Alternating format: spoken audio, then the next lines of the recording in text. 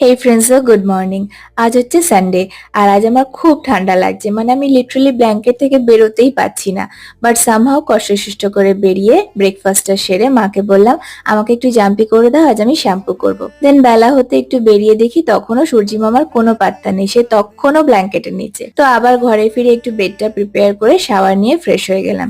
আর আজ মা লাঞ্চে বানিয়েছিল আমার ফেভারিট পেঁয়াজ পোস্ত, আর সাথে অনেক কিছু ছিল যেমন ডাল, আলু ভাজা, বড়ি ভাজা, শাক। বাট আমি তো পেঁয়াজ পোস্ত দিয়েই সব ভাতগুলো খেয়েছিলাম।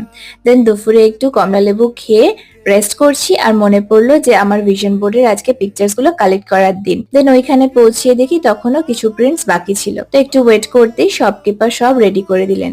সেটাই নিয়ে বাড়ি ফিরলাম, আর বাড়ি ফিরে আমার কালকের ভিডিও রেডি করে পোস্ট করে দিলাম। আর ততক্ষণে প্রায় ডিনার টাইম হয়ে গেছিল, তাই মা ডিনার দিয়ে দিল।